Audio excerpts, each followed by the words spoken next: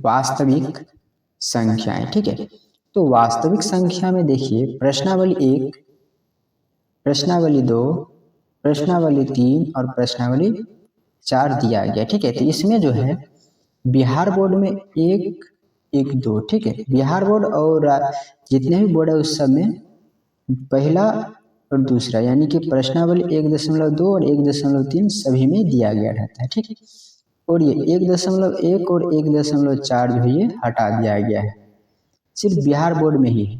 ठीक, तो शुरुआती करेंगे यहाँ से 1.1 से। ठीक, इसका कुछ क्वेश्चन, इसका और इसका और इसका। ठीक है, इसमें कि जो सब क्वेश्चन बिहार बोर्ड में पूछा जाता है वही क्वेश्चन आपको वन शॉट में होने वाला है। ठीक है, तो शुरू करते हैं। तो ये रहा पहला क्वेश्चन। ठीक है, तो पहला क्वेश्चन है कि 135 और 225 का HCF यूक्लिड विभाजन एल्गोरिथम का प्रयोग करके ज्ञात करना। ठीक है, तो चलिए, तो एल्गोरिथम का प्रयोग करना है यूक्लिड विभाजन का। तो यहाँ सबसे पहले देखेंगे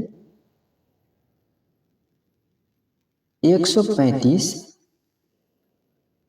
और 225 है। ठीक है, तो सबसे पहले बात करते हैं इसमें कि यूक्लिड विभाजन। यूक्लिड विभाजन का जो प्रमेय होता है सो देखिए, यूक्लिड विभाजन का होता है कि A बराबर होता है कि BQ प्लस में R। ठीक है, A बराबर BQ प्लस में R, ये याद होना चाहिए। ठीक है, इसको याद कर लीजिए, इसी पर ये बनेगा। तो देखिए यहाँ पर A किसको बनाना है और B किसको बनाना है। A जो बनाएंगे, जो सबसे बड़ी संख्या हो उसको A बनाएंगे और जो सबसे छोटी संख्या हो उसको B बनाएंगे। ठीक, अब चलिए A बराबर लिख सकते हैं कि BQ प्लस R। ठीक है, BQ प्लस R लिख सकते हैं। अब A के स्थान पर आ जाएगा 225 और B के स्थान पर आ जाएगा 135। ठीक है, गुने Q है तो Q का स्थान पर क्या होगा। तो सबसे पहले यहाँ पर कि 135 से इसमें HCF लगाएंगे, 225 में HCF लगाएंगे, एक दाम कटेगा 135,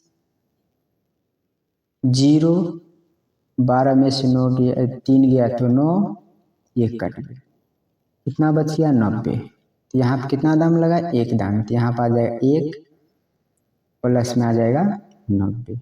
ठीक है, अब चलिए, तो ये जो है 35। अब यहाँ पर देखिए भाग जो देंगे तो अब यहाँ पर आ जाएगा कितना 135 आ जाएगा। तो यहाँ पर लिख लेंगे 135 आ जाएगा, बराबर किससे भाग दे रहे हैं तो 90 से। तो यहाँ पर आ जाएगा 90 गुने कितना दाम लगेगा, तो एक दाम लगेगा। तो यहाँ पर आ जाएगा 1 प्लस एक दाम लगाएंगे, इसमें से अगर 90 घटा लेंगे तो 5, 9, 4, 13 यानी कितना आ जाएगा 45 शेष बचेगा। यहाँ पर आ जाएगा 45। ठीक है, अब फिर यहाँ पर आ जाएगा 90, 45 दूना 90 होता है। ठीक है, कट गया, जब तक शेष 0 नहीं आ जाए तब तक लगाते रहेंगे। तो यहाँ पर अब पूरा यहाँ पर, तो अब यहाँ पर देखिए कि बीच में कौन आ गया 90। तो यहाँ पर लिख सकते हैं 90 बराबर किससे भाग दे रहे 45 से। तो यहाँ पर आ जाएगा 45 गुने कितना दाम लगा 2 दाम है, प्लस शेष कितना बच गया 0 बच गया। यानी कि इसमें तब तक लगाना है जब तक कि शेष 0 नहीं आ जाए। ठीक है, 0 अगर आ जाएगा तो वहां तक छोड़ दें शेष। जब अब इसमें HCF कैसे निकालें सो देखिए, तो HCF बराबर होता है, तो यहाँ से काउंटिंग करेंगे। ठीक है, ये हो गया पहला, ये हो गया दूसरा और ये हो गया तीसरा, यानी कि तीसरा नंबर पे जो भी संख्या होगा वही हमारा HCF कहलाएगा। तो यहाँ पे कितना है दोस्तों 45 है, तो 45 जो हमारा HCF हुआ है। तो यहाँ पे लिख सकते हैं HCF बराबर 45 आंसर। ठीक है, अब अगला क्वेश्चन है कि निम्नलिखित संख्याओं को अभाज्य गुणनखंडों के गुणनफल के रूप में व्यक्त कीजिए।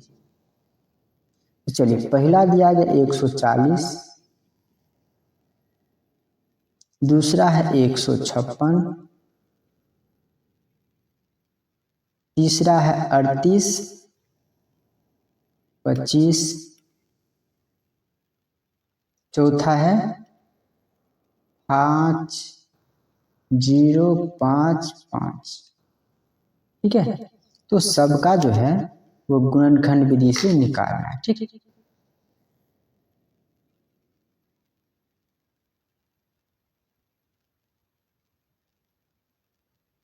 तो चलिए यहाँ पर देखिए, सबसे पहले 2 दाम लगेगा, आ जाएगा 70, फिर 2 से लगेगा 35, फिर 2 से लगे 3, 5 से लगेगा, 2 3 से नहीं लगेगा तो 7 बचे 35, फिर 7 से लगेगा, 1 कट गया, लिख सकते अतः,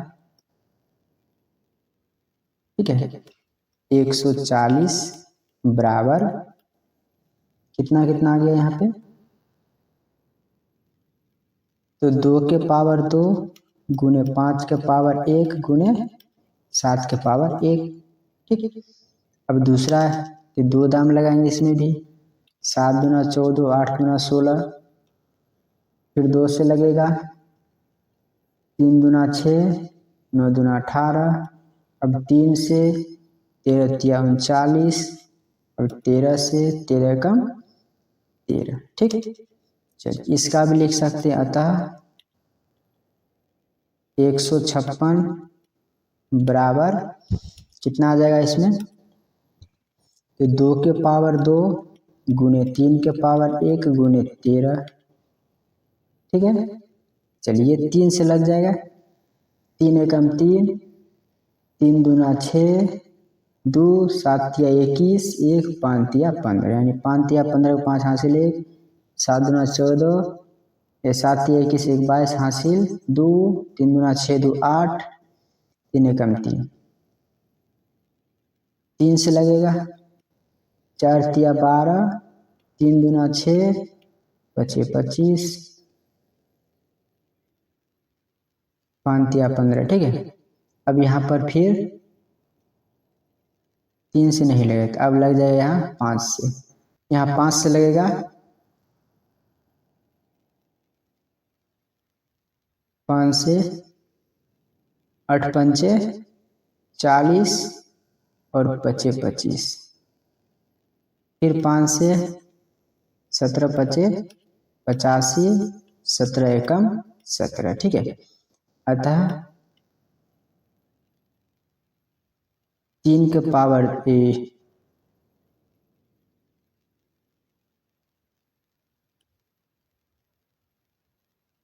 अतः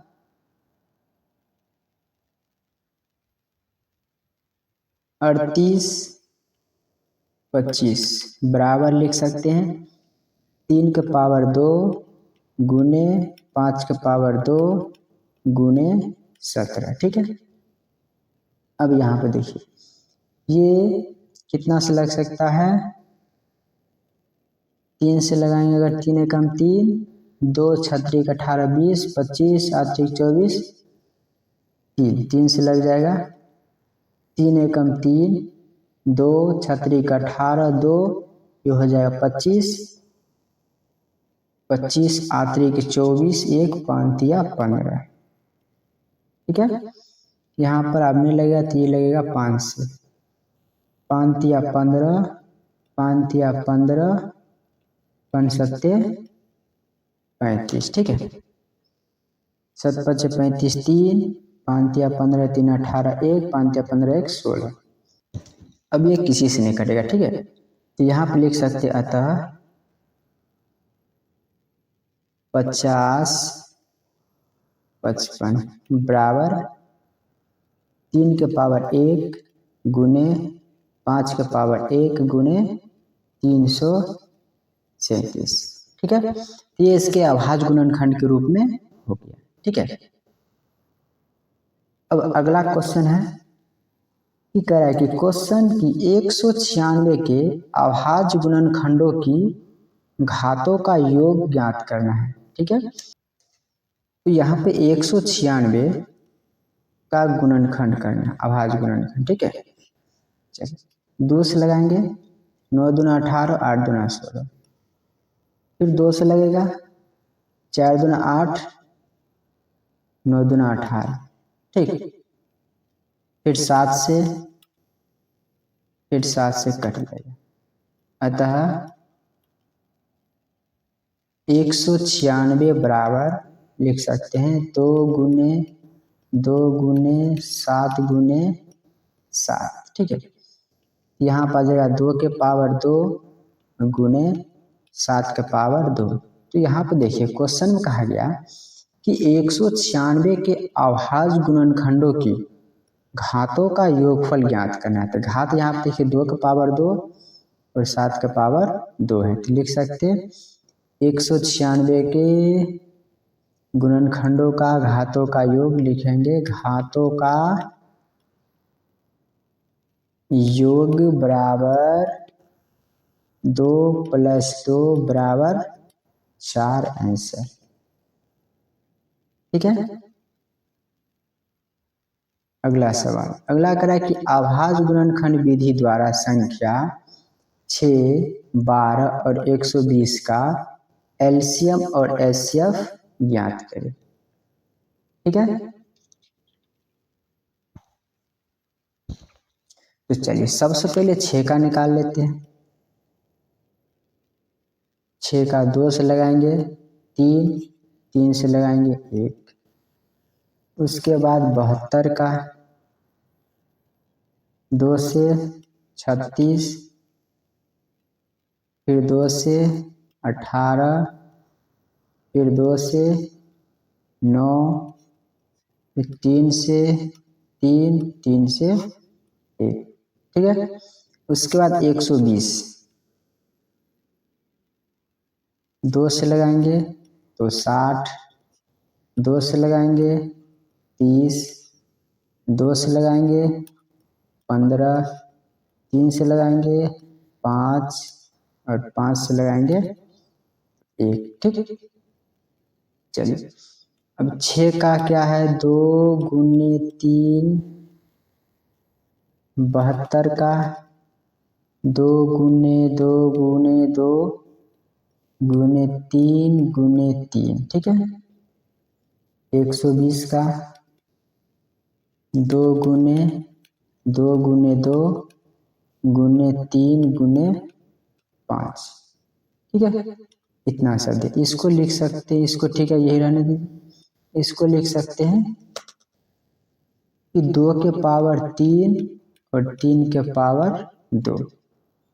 इसको भी लिख सकते हैं 2 के पावर 3, 3 के पावर 1, 5 के पावर 1। ठीक, इसको भी इसी लाइन में लिख लेते हैं 2 गुने 3। ठीक है, अब चलिए इसमें देखना है कि पहले क्या निकालना, एलसीएम, उसके बाद निकालना एचसीएफ। ठीक है, चलिए इसमें एलसीएम और एचसीएफ कैसे निकालें सो देखिए। एचसीएफ का मतलब होता है न्यूनतम घात। क्या होता है कि न्यूनतम घात, और एलसीएम का मतलब होता है अधिकतम घात। ठीक है, अधिकतम घात, यानी कि एलसीएम निकालने के लिए जिस संख्या का सबसे ज्यादा घात होगा वो लिखेंगे, और एलसीएम निकालने के लिए जिस संख्या का सबसे घात छोटा होगा वो लिखेंगे। तो पहले एलसीएम निकालते हैं। इसे एलसीएम लिखेंगे तो यहाँ पर देखिए कि जो सब मिल रहा है इस सबको पहले घेर लेंगे। 2 2 मिल रहा था घेर दिए, 3 भी मिल रहा है 3 को भी घेर लेंगे, 5 नहीं मिल रहा है तो छोड़ देंगे। ठीक, अब देखिए इसमें एलसीएम में यानी कि 2 2 का घात सबसे ज्यादा किसका है, तो 2 के पावर 3 इसमें भी और इसमें भी, तो लिख सकते हैं 2 के पावर 3 गुने 3 के पावर 3 है 3 का पावर 2 हाईएस्ट है, सबसे ज़्यादा 3 का पावर 2 है, गुने बाद बाकी जो बच गया संख्या उसको भी लिखना है। यहाँ पर आ जाएगा 5 का पावर 1, तो 2 दूना 4, 4 दूना 8, 3 तिया 9 और गुने में 5। ठीक है, इसको गुना कर सकते, 9 8 72 गुने 5, 5 दूना 10, 7 5 35, 1 36, यानी 360 आ गया इसका एलसीएम। अब एचसीएफ कैसे निकालेंगे, सो देखिए एचसीएफ में क्या कहा गया कि न्यूनतम घात, यानी कि छोटा घात होना चाहिए, यानी कि जो सब में मिलेगा उसी का छोटा घात लेना है। तो सब में 2 2 मिल रहा है, सबका घात है, यहाँ पर 2 का घात 1, यहाँ पर 3, यहाँ पर 3, तो क्या लेना है, न्यूनतम घात इसका 1 है, तो यहाँ पर ले लेंगे, आ जाएगा 2 गुने 2 का पावर 1 गुने 3 में 1 ले लेना है, 3 का पावर 1, यानी सबसे छोटा कौन है, 3 का पावर 1, 3 दूना 6, एचसीएफ कितना आ गया, 6 आ गया। ठीक है, इसका एलसीएम बराबर 360 और एचसीएफ बराबर 6 आंसर। ठीक है,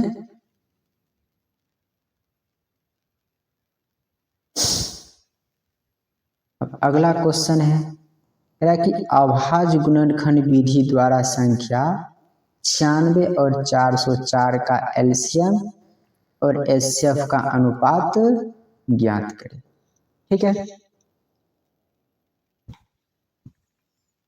चलिए निकालते हैं इसका भी। इसमें क्या करना, एलसीएम, इसमें एलसीएम और एचसीएफ का अनुपात निकालना है। तो सबसे पहले गुणनखंड विधि करते हैं, अभाज्य गुणनखंड। तो चलिए 96 को पहले निकाल लेते हैं,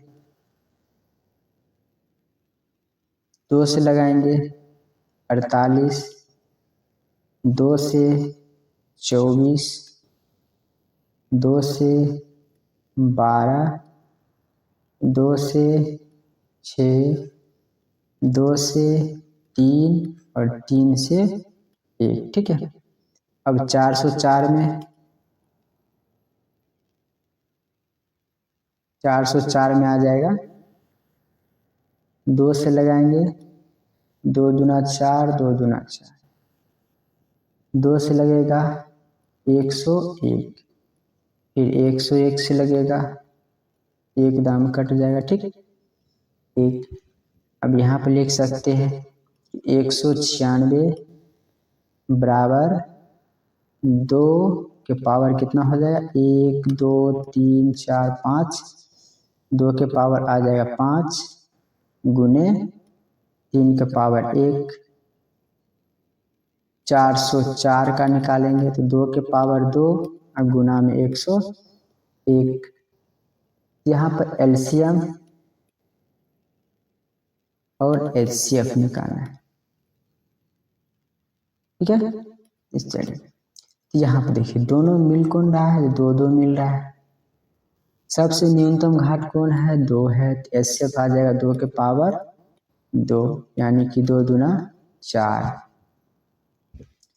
फिर यहाँ पर देखिए अब कह रहा है कि एलसीएम, एलसीएम में जो मिल रहा है सबसे बड़ा पावर वाला, तो 2 के पावर 5 है, गुना 3 के पावर 1, 101।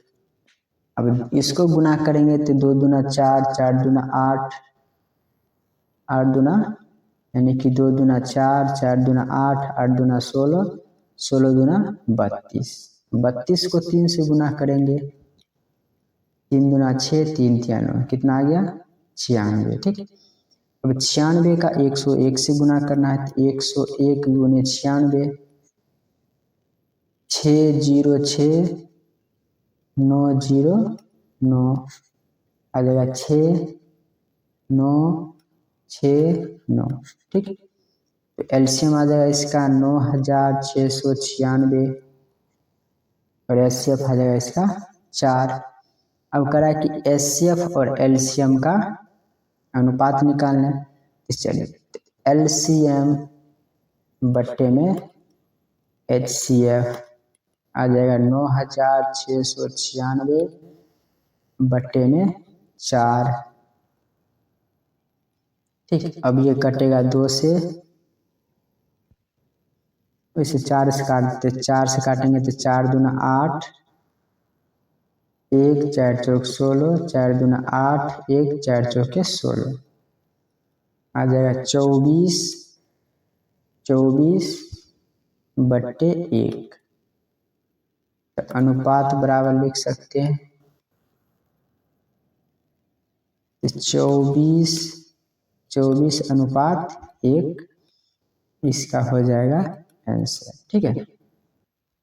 अगला क्वेश्चन है कि संख्याओं 2 के पावर 2 गुने 5 के पावर 4 और 2 के पावर 3 गुने 3 के पावर 2 गुने 5 के पावर 1 का एलसीएम और एचसीएफ ज्ञात करना है। ठीक है। तो चलिए, तो यहाँ पर आ जाएगा कि 2 के पावर 2 गुने 5 के पावर 4 और यहाँ पे ये हो गया ए, और आ जाएगा बी बराबर 2 के पावर 3 गुने 3 के पावर 2 गुने 5 के पावर 1। ठीक है। चलिए, तो इसमें क्या निकालना, एलसीएम और एचसीएफ निकालना है। एलसीएम बराबर एचसीएफ बराबर, ठीक है। देखिए दोनों में कौन कौन मिल रहा है, तो 2 मिल रहा है, 5 मिल रहा है, बाद बाकी नहीं मिल रहा है। ठीक। चलिए, एलसीएम निकालने के लिए सबसे बड़ी घात वाला है, तो 2 के पावर 3, यहाँ पर आ जाएगा 2 के पावर 3 गुने 5 के पावर 4 गुने 3 के पावर 2। एचसीएफ में सबसे छोटा पावर वाला है, तो 2 के पावर 2 5 के पावर 1, 2 के पावर 2 5 के पावर 1। ठीक है। इस सब को गुना करके लिखना है। चलिए, इसको गुना करेंगे 2 दूना 4, 4 दूना 8, इसको गुना करेंगे तो 25 25 25 पंचे 125, 125 पंचे 625 गुने 3 तिया 9। ठीक है। 2 दूना 4 गुने 5 आ जाएगा 20, एचसीएफ आ गया 20। अब एलसीएम 9 8 72। ठीक है। 72 को 625 से गुना करना है, 5 दूना 10, 2 दूना 4 1 5, 6 दूना 12, 7 5 35 3, 7 दूना 14 3 17, 1 7 6 42 43, 0 0 7 दूनो 1 10, 3 1 4 1 5, 4 1 5, ये 4 के 4 क्योंकि हासिल नहीं है, इसका आ जाएगा 4 यानी 45,000 आ जाएगा एलसीएम। ठीक है। इसका ये हो जाएगा आंसर। क्वेश्चन नंबर, अगला क्वेश्चन है कि व्यंजक को x-2 गुने x + 4 का होल स्क्वायर और x-2 का होल स्क्वायर का एलसीएम और एचसीएफ ज्ञात करें। ठीक है। तो x-2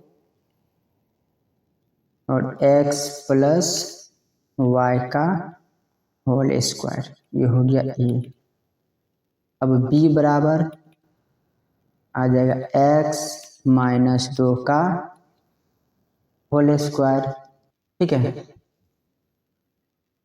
तो इसमें एलसीएम निकालना, एलसीएम और एचसीएफ। ठीक है। तो सबसे पहले बात करते हैं यहाँ पे इसमें और इसमें क्या निकलेगा। एलसीएम जो आ जाएगा इसका, वो आ जाएगा x-2 का पावर 2 और x + 4 के पावर 2। ठीक है। यहाँ पे 4 है। एचसीएफ निकलेगा क्योंकि यहाँ पे देखिए इसका पावर 2 और इसका पावर 1, क्योंकि न्यूनतम पावर वाला चाहिए, छोटा पावर वाला तो x-2 है, तो यहाँ पर आ जाएगा x-2, ये आ जाएगा इसका एचसीएफ। ठीक है। ये हो गया इसका एलसीएम, ये हो गया इसका एचसीएफ। अगला क्वेश्चन नंबर कहता है यदि 65 और 117 के एचसीएफ को 65p-17 के रूप में व्यक्त किया जाए तो p का मान क्या होगा। ठीक है, चलिए पहले 65 और 117 का एचसीएफ निकाल लेते हैं। तो 65 और 117 का ना, 117 का इसमें लगाएंगे 5 से लगेगा 13 पचे 65, 13 एक दाम कट गया, ये भी लगेगा, पहले 3 से लगेगा, 3 तिया 9, 9 तिया 27, फिर 3 से 13 तिया 39, 13 एकम 13, तो 65 की लिख सकते हैं 5 गुने 13, 117 की लिख सकते हैं 3 के पावर 2 गुने 13 के पावर 1 1। चलिए तो इसमें एचसीएफ बराबर कितना आ गया 13 आ गया। ठीक, चलिए यहाँ लिख सकते हैं एचसीएफ बराबर 65p-117। तो एचसीएफ कितना निकाले यहाँ पर 13, तो यहाँ पर आ जाएगा 13 बराबर 65p-117। ठीक है, ये माइनस में इधर आ जाएगा प्लस में, तो 13 प्लस 117 बराबर 65p। ठीक है, इसको जोड़ लेंगे तो आ जाएगा 7 3 10, 1 1 2 1 3 1 बराबर 65p। यहाँ पर लिख सकते 130 बट्टे 65, इधर गुना में इधर आ गया भाग में p, अब ये 2 दाम कट जाएगा, 65 दूना 130 होता है, तो इसीलिए p बराबर 2 आंसर। ठीक है, p बराबर कितना आ गया 2, तो यहाँ पर p का मान ही निकालने के लिए कह रहा है। अगला क्वेश्चन कहता है कि दो धनात्मक पूर्णांकों का एचसीएफ और एलसीएम 13 और 82 है। यदि एक पूर्णांक 26 है तो दूसरी पूर्णांक ज्ञात कीजिए। ठीक, तो चलिए, तो सबसे पहले इसमें कि माना कि दो संख्याएं A एवं B है। ठीक है, और देखिए क्वेश्चन में दिया है कि A बराबर 26 और B बराबर निकालना है, तो B बराबर मान लेंगे x। ठीक है, इसका फॉर्मूला होता है कि दो संख्याओं का गुणनफल, दो संख्याओं का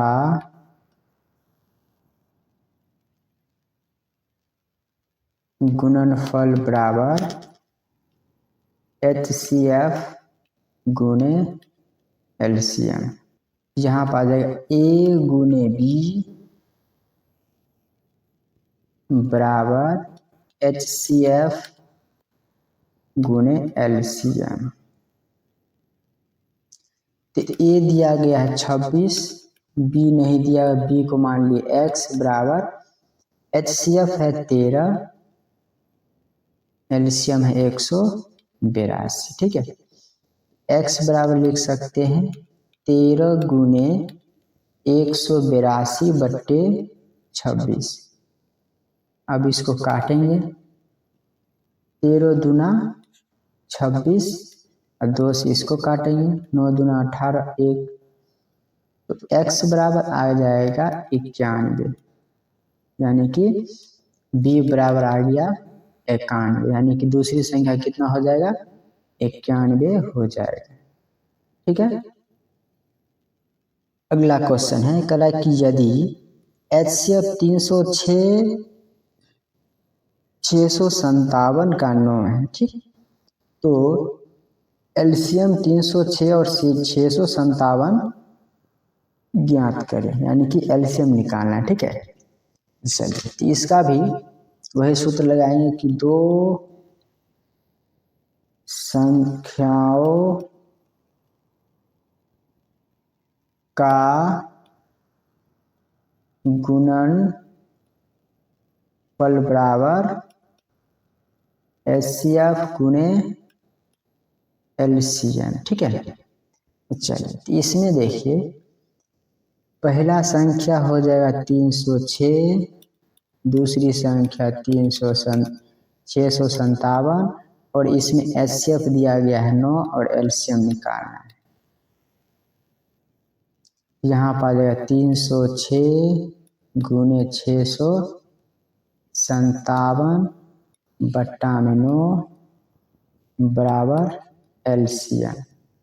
चलिए, कटेगा, 3 से कट जाएगा, 3 तिया या तो 9 से काटेंगे, 9 तिया 27,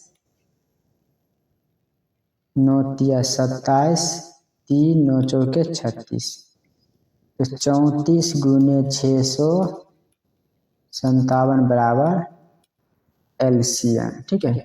अब लिख सकते, इसीलिए LCM बराबर,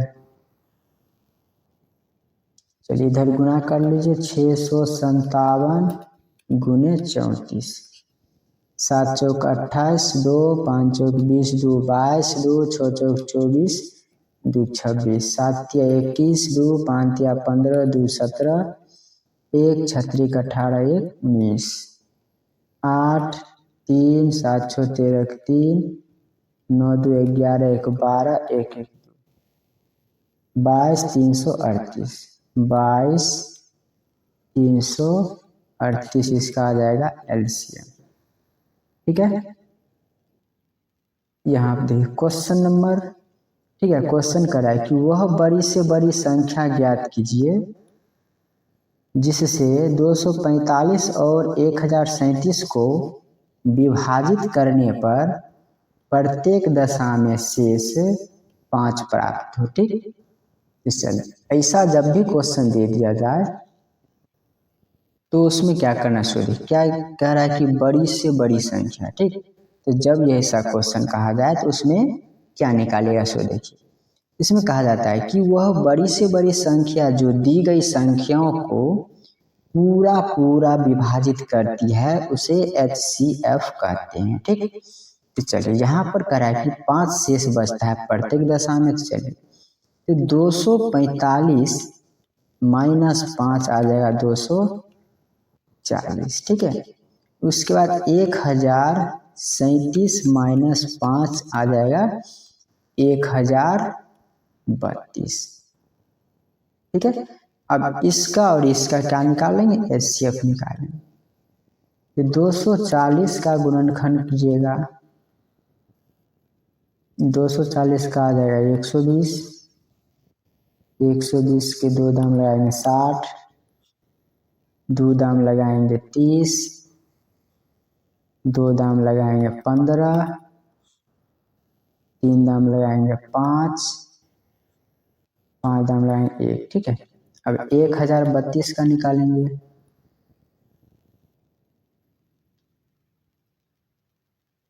चलिए 2 दाम लगाएंगे, 5 दूना 10, 2 एकम 2, 6 दूना 12, 2 से 2 दूना 4, 5 दूना 10, 8 दूना 16, 2 से 2 एकम 2, 2 दूना 2 दूना 4, 9 दूना 18, 129, 9 दूना 18, 2 दूना 4 1 5, 2 एकम 2, 8 दूना 16, 5 दूना 10, 1 11, 2 दूना 4 1 5, 6 दूना 12, 1 2 1 3, 5 दूना 10, ठीक है। अब इससे आगे नहीं लगे क्योंकि 129 किसी भी पहाड़ा में नहीं आता है, ठीक।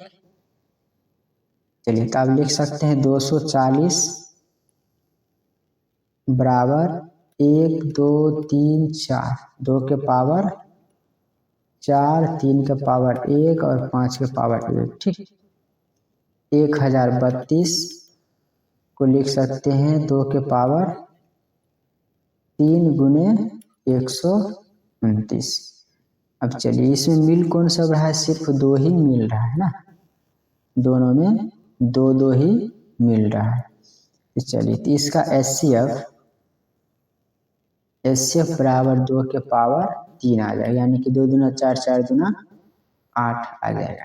8 देखिए ये 8 से कट रहा है, ये भी 8 से कट रहा है। आतरिक 24 यानी 30 दाम कट जाएगा।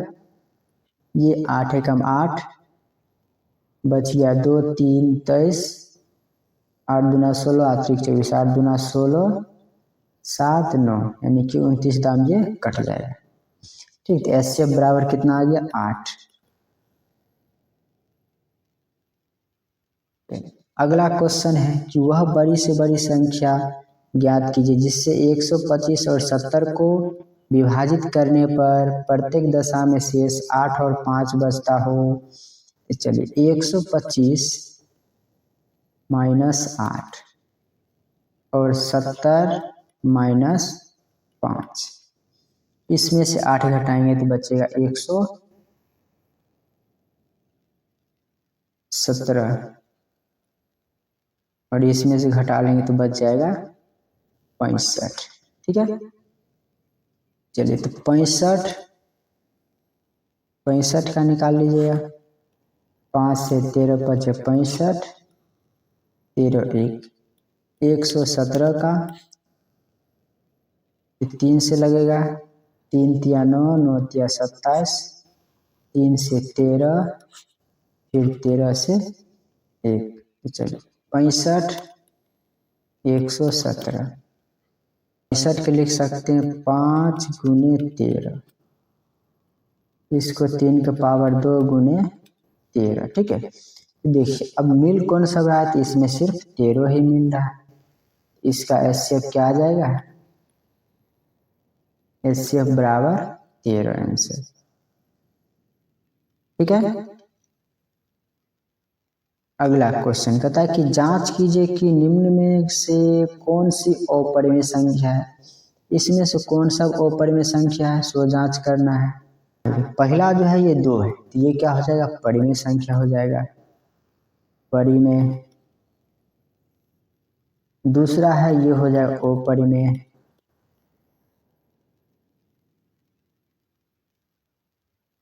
क्यों है, क्योंकि यहाँ पर देखिए डैश डैश लगा हुआ है, यानी कि ये अनंत तक जाएगा और यहाँ पर रिपीट भी नहीं हो रहा है, ठीक। यहाँ पर दोस्तों ऊपर में रेकरिंग होना चाहिए, वो छूट गया, ठीक। 2.23 यानी कि ये जो है ये परिमेय संख्या है। क्यों परिमेय है, सो देखिए ये हो गया परिमेय संख्या। परिमेय संख्या इसीलिए क्योंकि इससे आगे जो भी संख्या आएगा वो 2, 3 ही रिपीट होगा, ठीक है। 2, 3, 2, 3 रिपीट होते जाएगा, तो इसीलिए परिमेय संख्या होगा। अब यहाँ पर देखिए 2.24 है, क्योंकि यह दशमलव के बाद रुका हुआ है, तो ये हो जाएगा परिमेय संख्या, परिमेय संख्या हो जाएगा। अब अगला क्वेश्चन है कि P और Q का अभाज्य संख्या है, तो इसका एलसीएम और एचसीएफ ज्ञात कीजिए। चलिए P और Q का एलसीएम और एचसीएफ,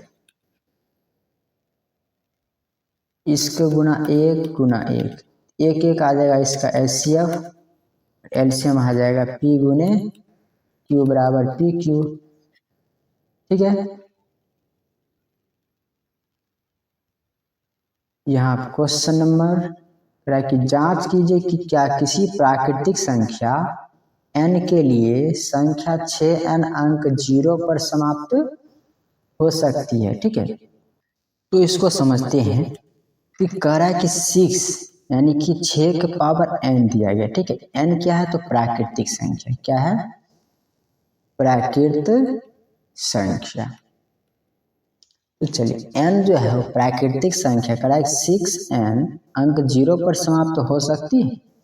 चलिए अगर 6 के पावर 1 रखेंगे क्या आ जाएगा 6, 6 के पावर 2 रखेंगे तो आ जाएगा 36, 6 के पावर 3 रखेंगे तो आ जाएगा 216। 6 के पावर 4 रखेंगे तो आ जाएगा 1296। यानी कि कुल मिला के 6 रखने पर किसी भी संख्या के 0 पर समाप्त नहीं होती है। ठीक, तो जैसे अगर 0 पर समाप्त कौन संख्या होगा, जैसे 10, इसका आ जाएगा 2 गुने 5, यानी कि उसके अंत में क्या होना चाहिए, या तो 5 होना चाहिए या तो 2। ये क्या होगा, 0 पर समाप्त हो सकती है।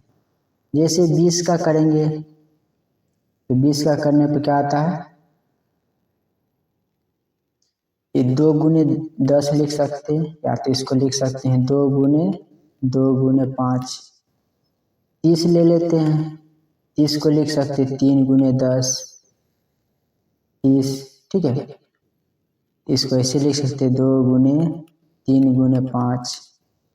40 ले लेते हैं, 40 को 4 गुने 10 लिख सकते हैं, ये आ जाएगा 2 गुने 5। यानी कि कुल मिला के यहाँ पे अगर उसके अंत में कितना होना चाहिए, 5 होना चाहिए, तो वो 0 पर समाप्त हो सकती है। लेकिन यहाँ पे प्राकृतिक संख्या कहा गया है, लेकिन ये जो है 0 पर समाप्त नहीं हो सकता है। 10 होगा तो हो जाएगा, 20 भी हो सकता है, 30 भी हो सकता है, 40 भी हो सकता है 0 पर समाप्त। लेकिन 6 के पावर अगर प्राकृतिक संख्या रखते हैं n के स्थान पे, तो वह 0 पर समाप्त हमेशा नहीं हो सकता। ठीक, तो चलिए इसको इस तरीके से समझते हैं, यानी कि 6 के पावर n है। ठीक, तो बराबर में लिख सकते हैं 2 × 3n, यानी कि 2 के पावर n और 3 के पावर भी n आ सकता है। ठीक,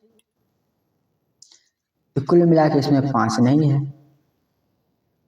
ये रफ में कर लीजिए। ठीक है, अब इसको लिखेंगे कैसे, लिखेंगे यदि, ठीक है, यदि किसी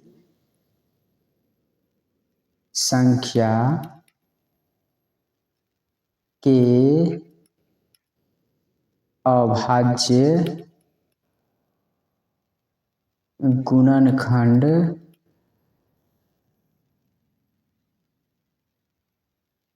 गुणनखंडों में 2 तथा 5 दोनों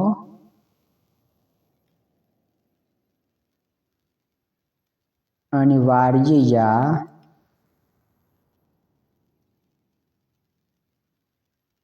निश्चित रूप से उपस्थित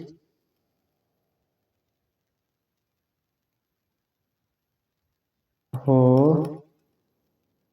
तो वह संख्या 0 पर समाप्त होगी। ठीक है, अन्यथा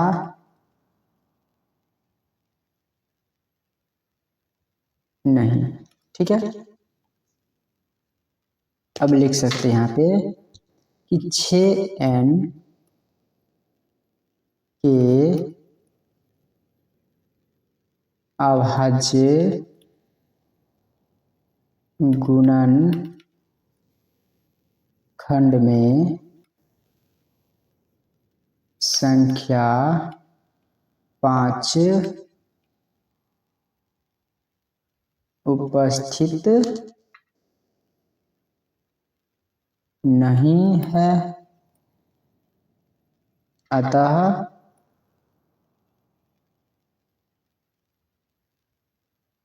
n के किसी भी मान के लिए 6n 0 पर समाप्त नहीं होता है।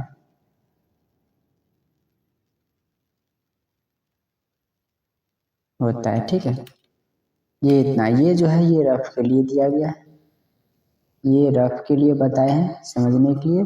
ये जो है अब परीक्षा में नहीं लिख सकते, ठीक है। ये जो है वो है रफ, परीक्षा में यहाँ से लेके लिखना है, यहाँ से लेके यहाँ तक लिख दीजिएगा, ठीक है।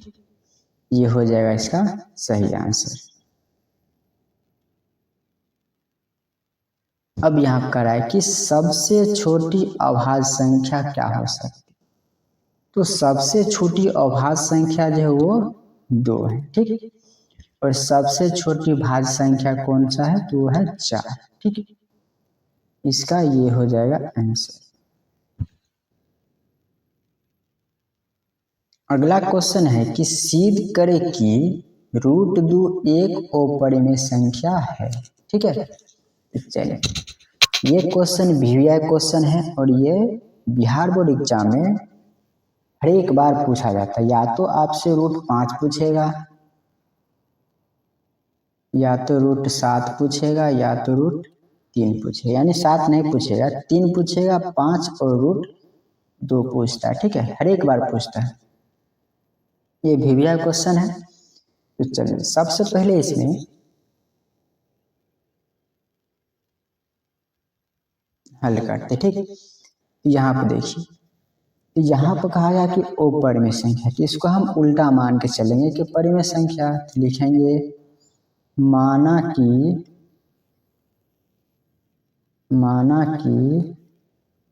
√2 एक परिमेय संख्या क्या है, परिमेय संख्या है, ठीक है। माना √2 बराबर P/Q, ठीक है। अब यहाँ पे लिख सकते Q डज नॉट 0, यानी Q जो है वो 0 के बराबर नहीं होना चाहिए। P व Q सह अभाज्य है, ठीक है। इतना तक लिख लेंगे। अब चलिए, √2 बराबर P/Q, ठीक है। इसको ऐसे भी लिख सकते हैं। अब यहाँ पर आ जाएगा √2Q बराबर P, क्योंकि यह भाग में इधर आ गया गुना। अब लिखेंगे इसमें कि दोनों तरफ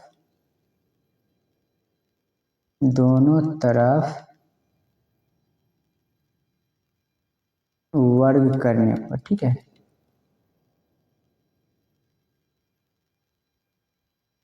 वर्ग करने पर। चलिए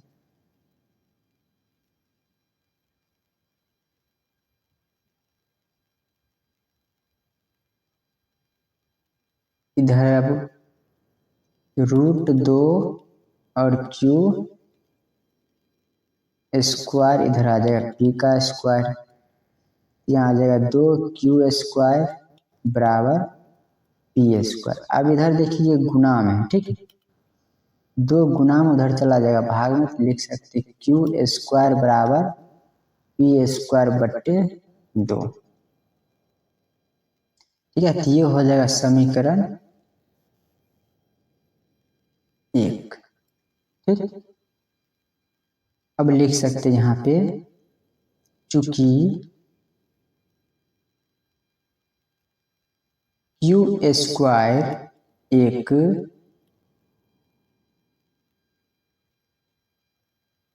पूर्णांक है, इसीलिए P स्क्वायर 2 से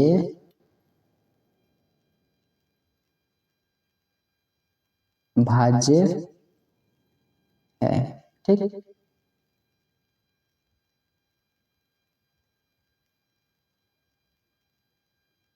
इसीलिए P भी 2 से भाज्य है, ठीक। अब माना P/2 बराबर के, ठीक है, मान लेंगे के, तो यहाँ पर लिख सकते के पूर्णांक है, के पूर्णांक, ठीक। चलिए, तो यहाँ पर आ जाएगा P बराबर 2 के, ये आ जाएगा समीकरण 2, ये हो गया समीकरण 2 हो गया, ठीक। लिखेंगे समीकरण 2 का मान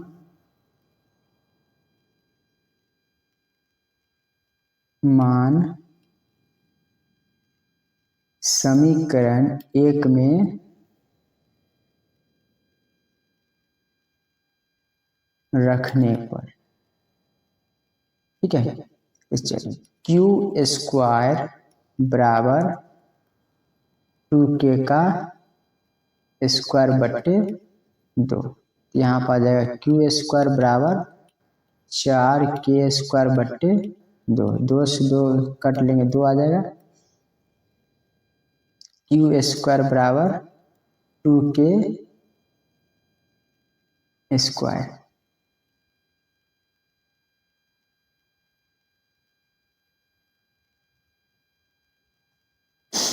अब इसको लिख सकते हैं Q² बट्टे 2K², ठीक है।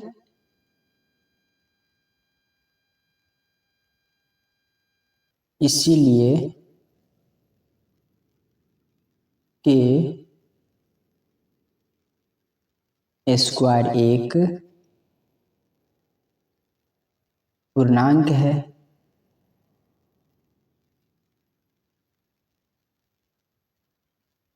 पूर्णांक है, ठीक है। चूंकि Q² 2 से भाज्य है, ठीक है, तो इसीलिए Q भी 2 से भाज्य है, ठीक है। माना Q/2 बराबर K1 पूर्णांक है, ठीक है। तो लिख सकते हैं Q बराबर 2 K1, तो ये हो जाएगा समीकरण 3, ठीक है। तो लिख सकते हैं समीकरण 2 और एवं या वह, ठीक है, 3 से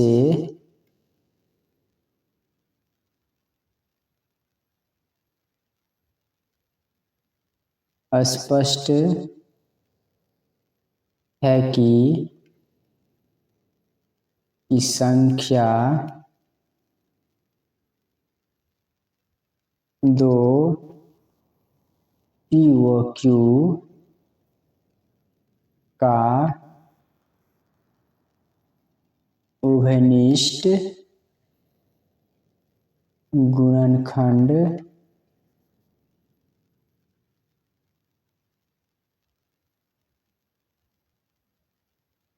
है, अतः P व Q सहअभाज्य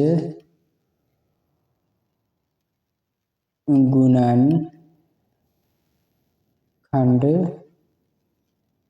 नहीं है, ठीक है। यह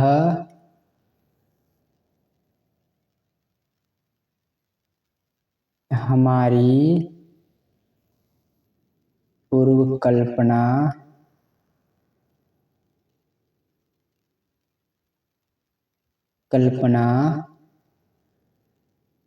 का विरोधाभास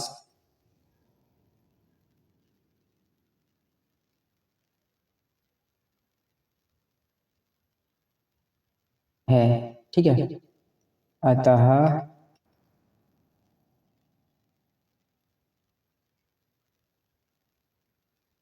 हमारी पूर्व कल्पना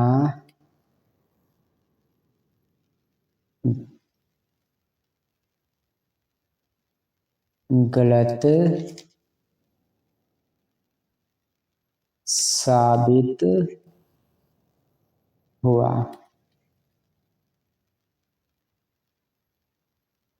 अतः √2 एक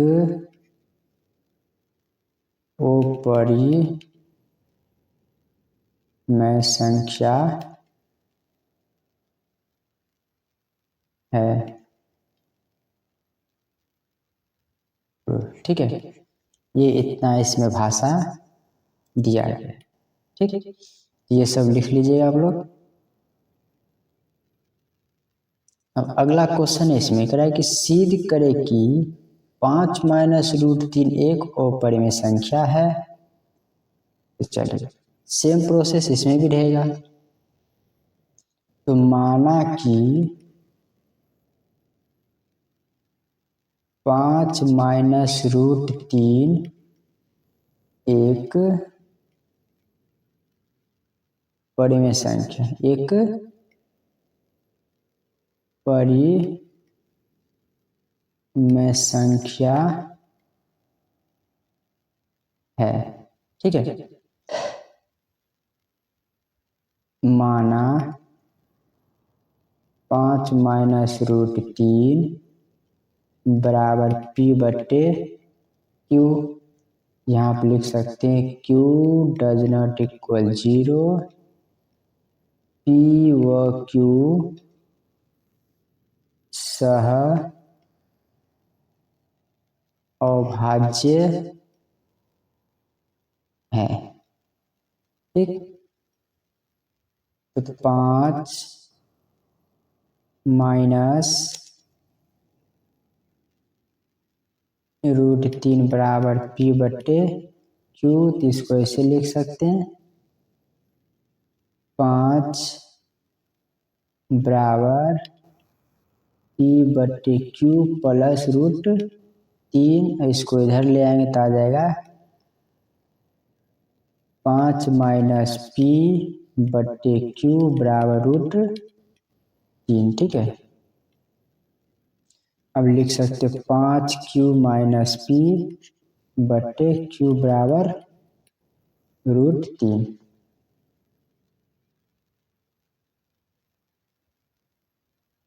ठीक है, ये हो जाएगा हमारा समीकरण 1। समीकरण 1 हो गया। अब यहाँ पे लिख सकते हैं चूंकि p व q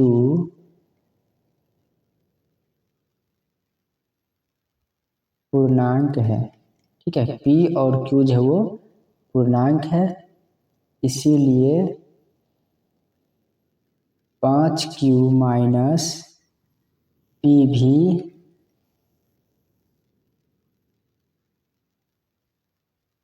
पूर्णांक होगा। ठीक है, अब लिख सकते हैं इसीलिए 5q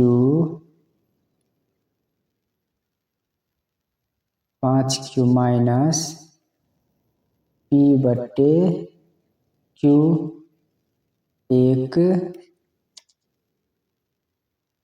एक परिमेय संख्या है।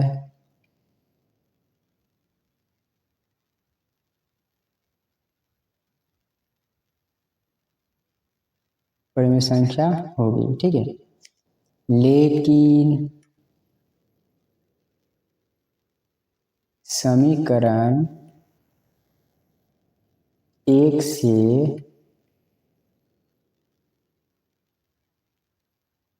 स्पष्ट है कि 5q माइनस पी बट्टे क्यू बराबर है √3 के, जो एक अपरिमेय संख्या है। ठीक है, यह हमारे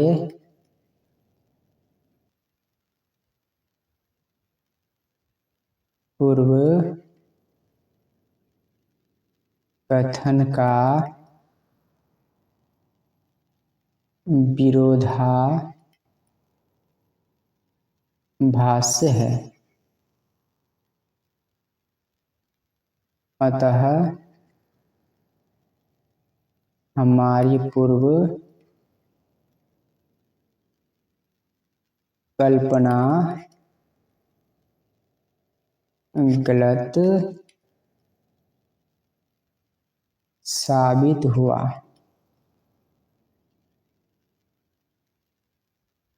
अतः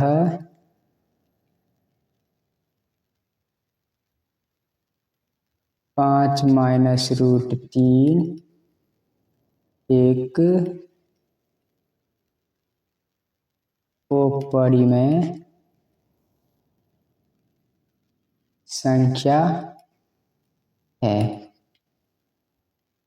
ठीक है, तो ये इसका इतना परिभाषा हो गया, इतना लिख दीजिएगा। ठीक है, तो चलते हैं अगला क्वेश्चन पे। अब अगला क्वेश्चन है कि सिद्ध करे कि 3 माइनस 2√5 एक अपरिमेय संख्या है। तो चलिए इसमें भी वैसे ही शुरू करेंगे। माना कि 3 प्लस 2√5 एक परिमेय संख्या है। ठीक है, लिख सकते हैं माना 3 प्लस 2√5 बराबर पी बट्टे क्यू, लेकिन क्यू 0 के बराबर नहीं होना चाहिए। ठीक है, अब लिख सकते पी व क्यू सह अभाज्य है। बराबर लिख सकते हैं कि 2√5 बराबर पी बट्टे क्यू माइनस 3। अब आ जाएगा 2√5 पी माइनस 3 क्यू बट्टे क्यू। ठीक है, √5 बराबर पी माइनस 3 क्यू बट्टे 2 क्यू।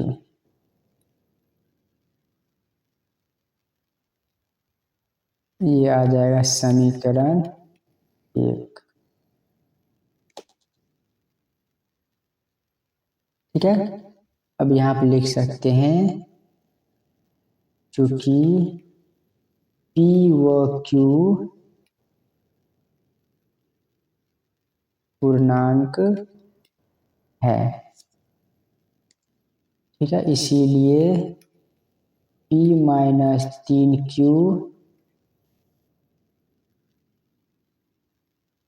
और 2Q भी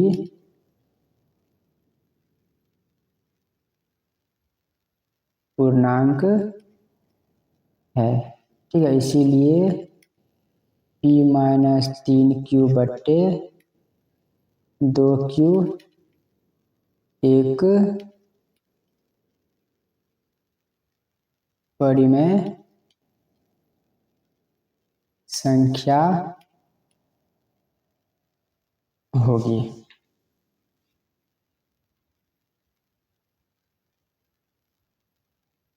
परंतु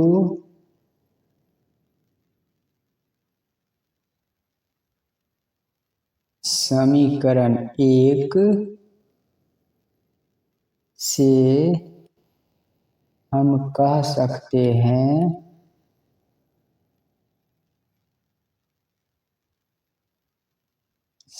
हैं कि p माइनस 3q/2q बराबर √5 जो कि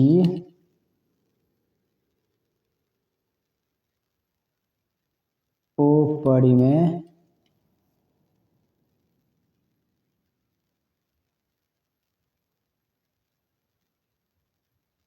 संख्या है। ठीक है, यह हमारे पूर्व कल्पना का विरोधाभास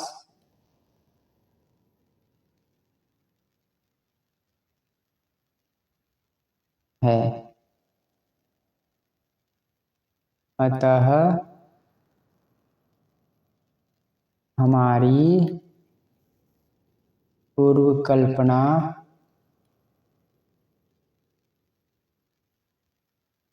गलत साबित हुआ। अतः 3 + 2√5 एक अपरिमेय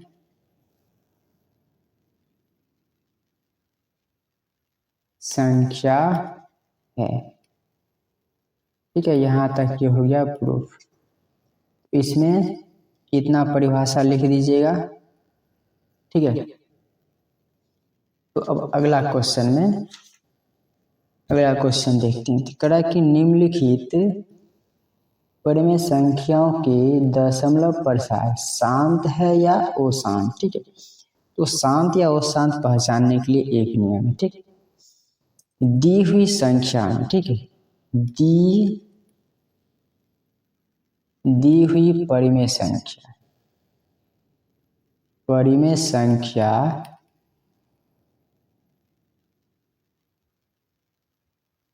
के हर का गुणनखंड 2 या 5 तथा 2 व 5 दोनों हो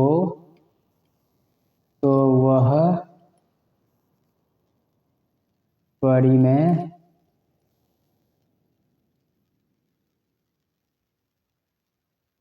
संख्या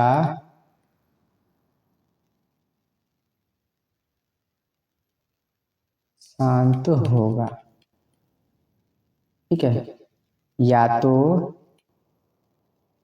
2 और 5 यानी कि हर के गुणनखंड में 2 या 5 दोनों हो तो वो शांत होगा, या सिर्फ 2 हो या सिर्फ 5 हो तो भी वो शांत हो। अगर इस दोनों के अलावा कोई दूसरा संख्या आ जाए तो वह अशांत होगा। जैसे में एग्जाम्पल के तौर पर फिर मान लेते हैं कि 13/31 एक क्वेश्चन है। ठीक, तो नीचे वाला दिया गया ये, इसका क्या करना, एलसीएम निकालिए। ठीक है। अब 31 25 का एलसीएम निकालिएगा तो पहले 5 से लगाएंगे, 31 25, 5 से लगाने पाएगा 6 5 30, 6 5 दूना 10, 25 25, फिर 5 से 125, फिर 5 से 25, फिर 5 से 5, यानी कि इसके लघुत्तम में 5 5 ही आ रही है, क्या कहलाएगा? शांत कहलाएगा। ठीक। अब दूसरा क्वेश्चन एक आ जाता है 17/8। अब देखिए 8 जो है ये 2 गुने 2 होगा, 2 गुने 2 गुने 2 आएगा, ये भी क्या कहलाएगा? शांत कहलाएगा। अब एक बात करते 6/15 आ गया,